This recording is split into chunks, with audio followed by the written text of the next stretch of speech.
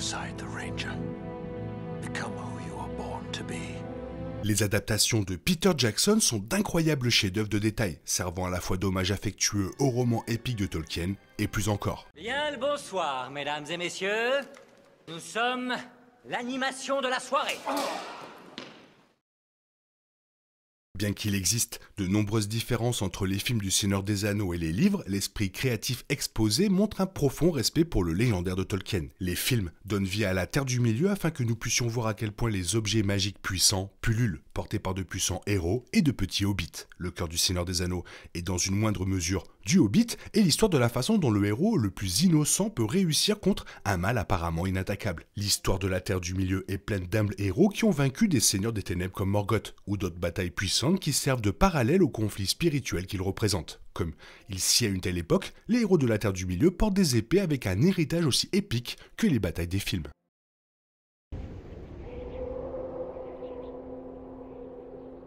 Dans la communauté de l'anneau, Aragorn donne des poignards aux hobbits avant l'attaque des Nazgûl. Frodon a perdu le sien dans cette confrontation, bien qu'il ait été bientôt remplacé par l'épée de son oncle, Dar. Celle de Sam a été perdue lors du sauvetage de Frodon à Cirith Ungol. Pipin s'en est bien servi à la Porte Noire où il a blessé un troll. Pourtant, la plus célèbre de ces lames est peut-être celle que Merry a utilisée contre le roi sorcier d'Angmar lors de la bataille des Champs de Pelennor. Merry avait participé à cette bataille aux côtés d'Éowyn, princesse du Rohan. Alors que le seigneur des Nazgûl était sur le point de la tuer, Merry enfonça sa lame dans l'arrière de la jambe du spectre. Alors que n'importe quelle autre lame aurait échoué, celle-là avait été forgée par les hommes de Cardolan, l'un des royaumes dissidents du vieil Arnor, afin de combattre les armées d'Angmar. Elle était donc capable de blesser suffisamment le roi sorcier pour que Éowyn ait réussi à porter le coup fatal.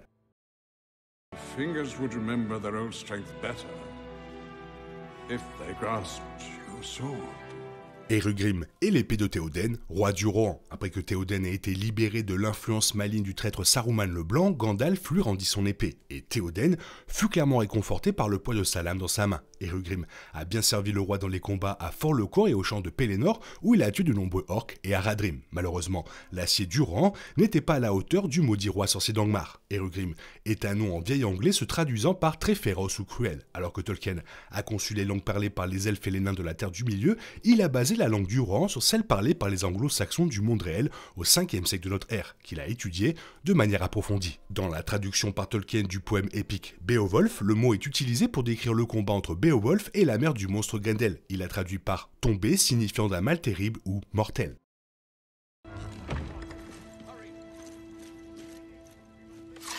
L'épée qui ornait la main de la Dame Blanche du Rohan était une lame banale à tout égard. C'était une simple épée à lame droite, à une main la même que des milliers d'autres qui avaient été maniées par les hommes et les femmes du Rohan pendant des siècles. Pourtant, entre les mains d'Éowyn, elle est devenue l'instrument d'une prophétie en gestation depuis des milliers d'années. Les Nazgûl, les spectres de Sauron, étaient dirigés par le sadique roi sorcier qui, au début du Troisième Âge, forgea Angmar, son propre royaume du mal, d'où il travailla à détruire le royaume d'Arnor. Dans le Troisième Âge, les armées du roi sorcier furent vaincues par une armée dirigée par l'ancien héros elfe Glorfindel. Voyant le roi sorcier disparaître du champ de bataille, Glorfindel prophétisa « Son destin est encore loin et ce n'est pas par la main de l'homme qu'il tombera ».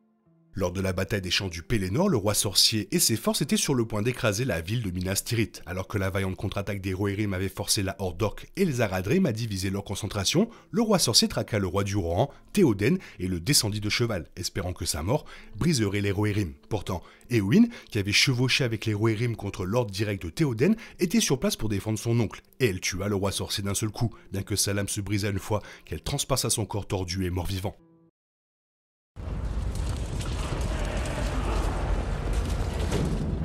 Création originale des films de Peter Jackson, Adafang est le nom de l'épée qu'Elrond portait dans le prologue de la communauté. On voit également sa fille, Arwen, la porter alors qu'elle repousse les Nazgûl tout en transportant Frodon blessé à travers le gué de Brunnen. Elrond utilise également Adafang dans la bataille des 5 armées lorsqu'il combat les spectres. Le marketing de la communauté de l'anneau indique que Adafang était une épée elfique qui a connu la gloire lors de la chute de Gondolin. Portée par la princesse elfe Idril Celebrimbor, fille du roi Turgon, Idril, qui a épousé le noble guerrier humain Tuor, était en fait la grand-mère paternelle d'Elrond, bien qu'elle soit partie vers l'ouest pour Valinor 7 ans avant sa naissance.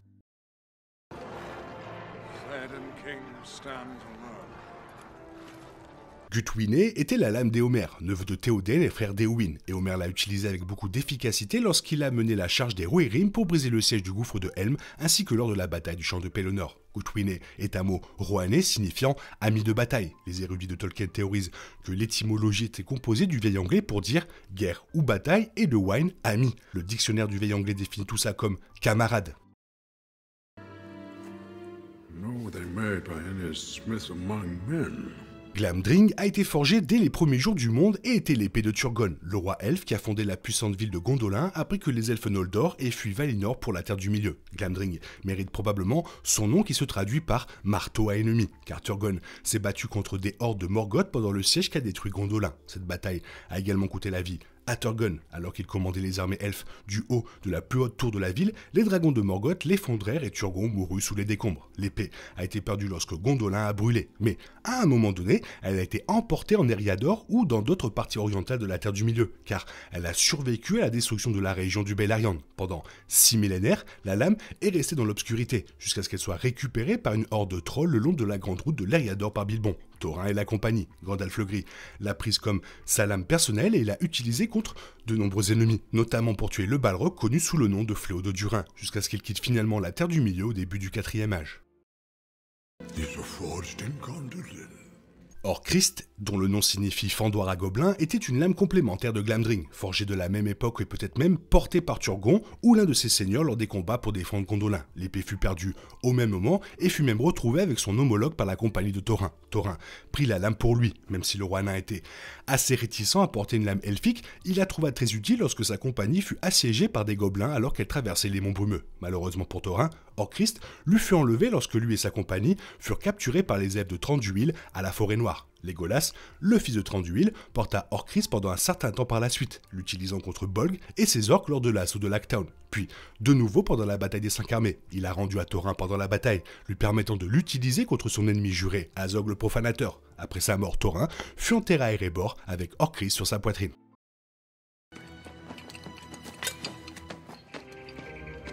Couteau long, ancien et par ailleurs banal, Dar a été forgé par des elfes, probablement au premier âge. Quelle que soit sa véritable origine, elle faisait partie de la horde de trolls pillée par la compagnie de Thorin et fut prise par le hobbit Bilbon, dans la main duquel la lame servait plutôt d'épée courte. Dar a gagné son nom car Bilbo l'a utilisé pour combattre les araignées de la Forêt Noire et sauver Thorin et les autres nains. Au retour de Bilbon à cul-de-sac après la mort de Smaug, il metta la lame au-dessus de sa cheminée, où elle resta pendant 50 ans, jusqu'à ce que Bilbon l'emmène avec lui à Foncombe. Bilbon l'a ensuite offert à Frodon à l'arrivée de son neveu portant l'anneau unique. Frodon a porté la lame avec lui pour le reste de son voyage vers le Mordor. Son jardinier Sam a également porté Dar en sauvant Frodon de Shelob et des orques de Cirith Ungol. Dans les films, Dar porte une inscription en Sindarin qui se traduit par « Dar est mon nom, je suis le fléau de l'araignée ». Comme la trilogie Le Hobbit montre que Dar a une lame sans fioriture, il est sous-entendu que les elfes de la Forêt Noire ou de Foncombe ont gravé la lame en l'honneur de Bilbon. Victory was near.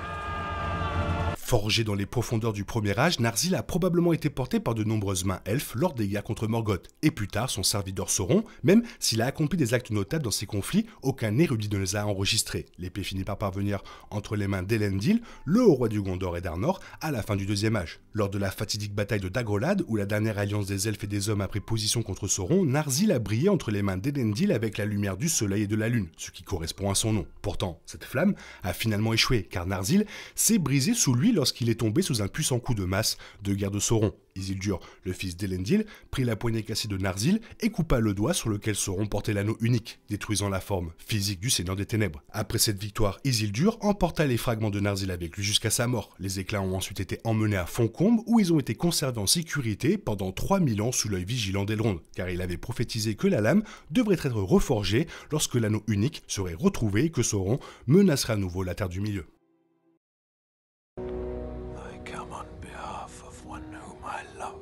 Bien qu'il soit celui qui avait prévu la nécessité de reforger Narsil, Elrond était réticent à le faire, même si lui et le reste des sages ont pris conscience que Sauron était en train d'accumuler à nouveau son pouvoir dans le Mordor. Il a fallu l'appel sincère de la fille d'Elrond, Arwen, qui craignait que la propre apathie d'Elrond ne l'amène à abandonner son bien-aimé Aragorn au moment où il en avait le plus besoin. À contre-cœur, Elrond prit les éclats de Narsil et les reforgea, nommant la nouvelle lame Andúril, la flamme de l'Ouest. Chevauchant dur, Elrond rencontra Aragorn au camp de Donarrow où il se préparait à partir en guerre avec les Rohirrim. Cependant, recevoir Andúril contribua à convaincre Aragorn qu'il était temps pour lui de revendiquer son héritage en tant qu'héritier d'Isildur. Il emmena donc la nouvelle lame d'abord sur les chemins des morts, puis au siège du Gondor, puis jusqu'à la confrontation finale de la guerre de l'anneau devant les portes noires du Mordor.